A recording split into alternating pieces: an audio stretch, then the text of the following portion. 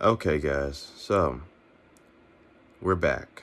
All right, this band-aid on my head is because I got into a little accident at work, so I got this cut on my head, but it's all cool. So, what are we going to talk about today? Let's talk about cosmicism and existentialism. So, when it comes down to cosmicism, what cosmicism is essentially, it's a philosophy of H.P. Lovecraft's work where you have these forces out there that are essentially just here, and they do things to humans that humans cannot fight against. And it's not really out of a malevolence or a benevolence, but it's just due to the fact that they can. And these forces are so complex in their functioning to where it produces a form of indifference, where these forces sort of see us as ants. So it's not really that, they do these things and they hate us. They do these things because they don't really see us as equal within existence. So that's why, they behave this way. So that's cosmicism. And of course, we've already discussed existentialism, which is creating meaning. Um, in what world you have to create this meaning within depends on the philosopher, but it's essentially just creating meaning. Now, why is cosmicism sort of important when it comes down to creating meaning? Well, let's look at our modern world. Our modern world is full of little Cthulhus. It's full of little forces that make us insignificant and that are grand in scale and that don't really care anything about us. But we have to live with them and we have to create meaning out of them despite, the fact that they don't really care about us. I mean, look at the economy, right? Does the economy care about you?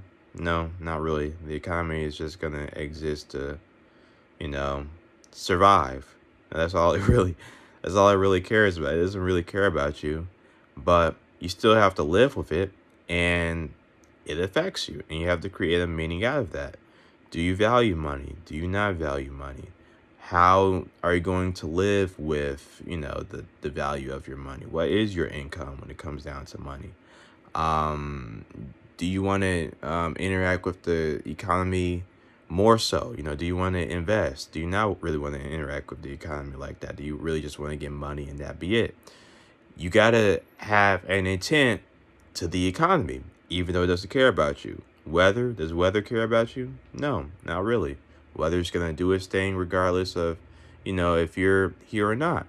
But you still got to live with it and you still got to interact with it. Okay? The road's frozen. Are you still going to go to work? Or are you not going to go to work? If you decide to go to work, are you going to work because you're making money? Are you going to work because you just want to go through with the challenge?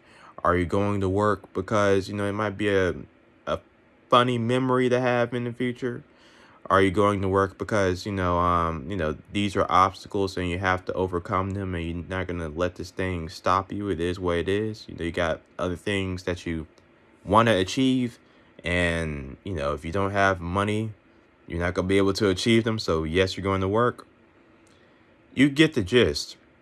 There's a lot of little Cthulhus in our lives that are forcing us to create meaning out of them.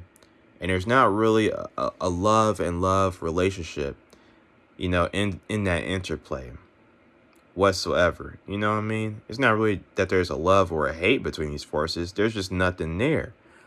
But you have to figure out a way to exist with that despite that being what it is in a sense.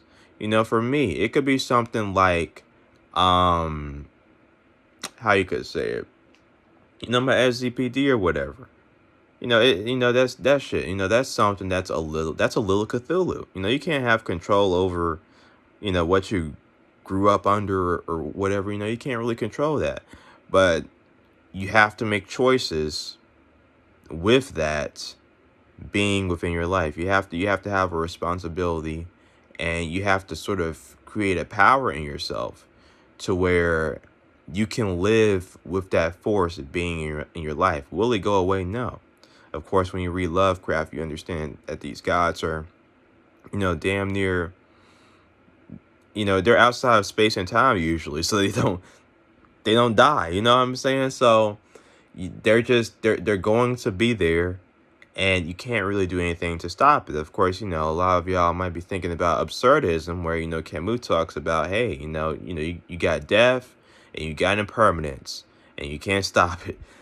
So all these little Cthulhus, and not only are these little Cthulhus, deterministic, but they make you insignificant because they're so grand in their scale, and they affect the lives of so many people, to where, do they really have a personal relationship with you? Objectively, no. But the challenge is trying to create a personal relationship with these things in order to facilitate meaning. You know, all of those questions that I had asked, in the beginning, is what it means to create meaning out of a cosmicist world, a world that makes you insignificant, a world that forces factors on you that you can't really do anything about. You know what I mean? You can't do anything about it. You have to deal with it. You just gotta eat it. You know what I'm saying? It's like playing against, a super good MOBA player online with a very uh let's just say, you probably can guess what their ethnicity is. But anyways, you're playing against a MOBA player like that, man. Man, I'ma lose. So how can I play this game in a way to have fun? That's what you gotta figure out a way to play the game in a way to where you can have fun. Playing life in a way to where you can have fun, when you know that there's a whole lot of stuff that you cannot control. All right. I'm playing the game where the jungler is ass. I cannot control my jungler, not being ass or being ass. He's ass. Um, I'm playing the game of chess.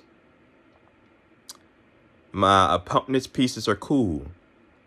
I got all my pieces.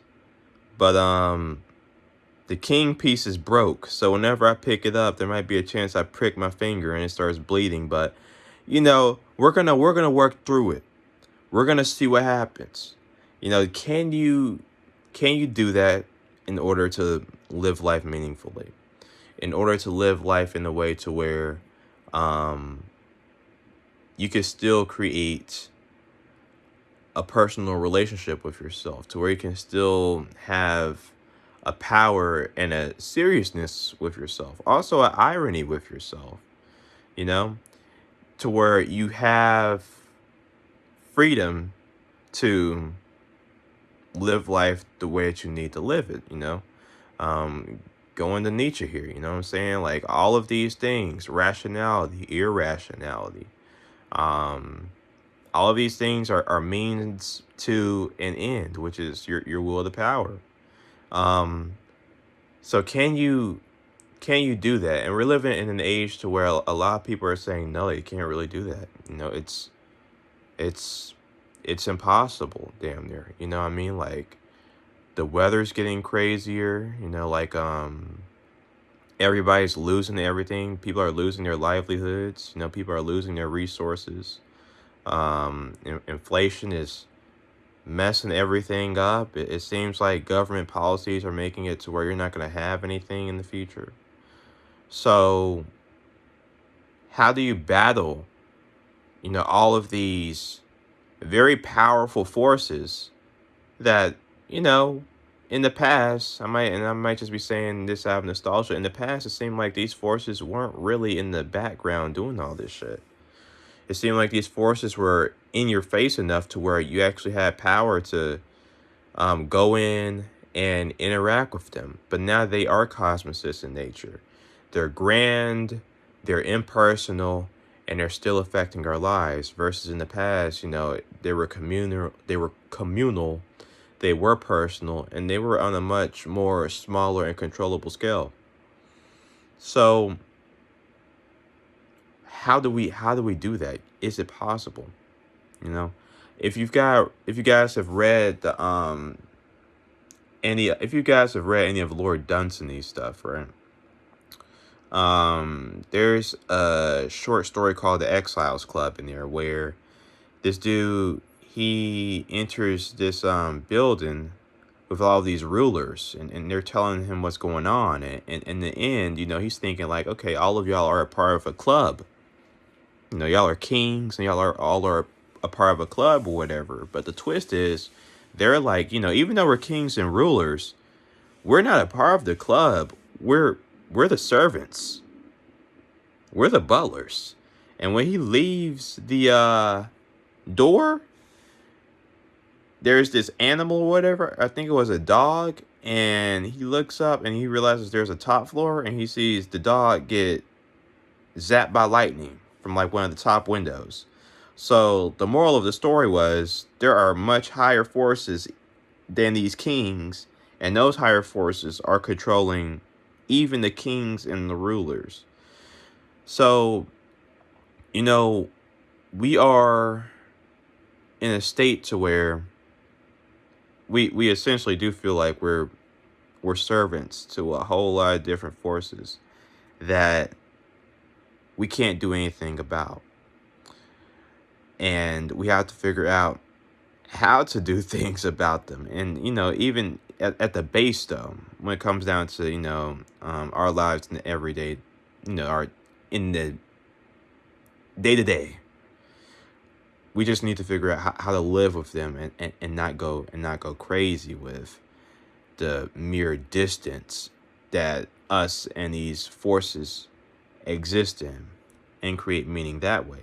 For me, when it comes down to money, man, I'm trying to get money enough to where I can live my purpose and live my life. Right now I'm just trying to get enough money to where I can survive college, maybe have shit in the future, maybe not.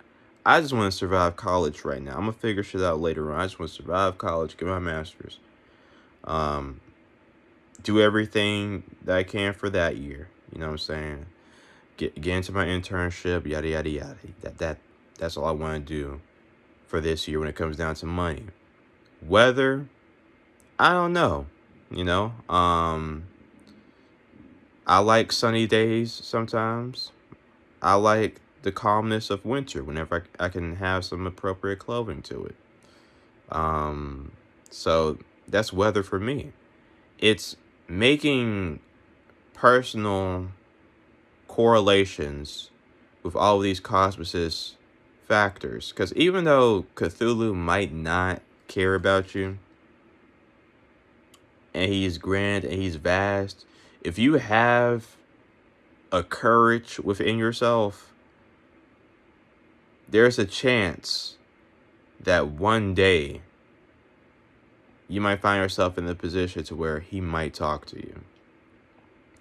Or, with the story of Dagon, one day you might see how this shit actually works. And you might be able to control everything. Maybe, you don't know how this thing, money, works. But one day you finally figure out how it works for you. One day you finally see Dagon, chilling, coasted up on that black pillar, like in the story. So, I think that there is room for cosmicism within existentialism. And I think, I hope that in the future there might be some writers that can explain that in their own way. Because I think it's an interesting relationship when you really look at it. But anyways, this is Jalen signing out. Peace.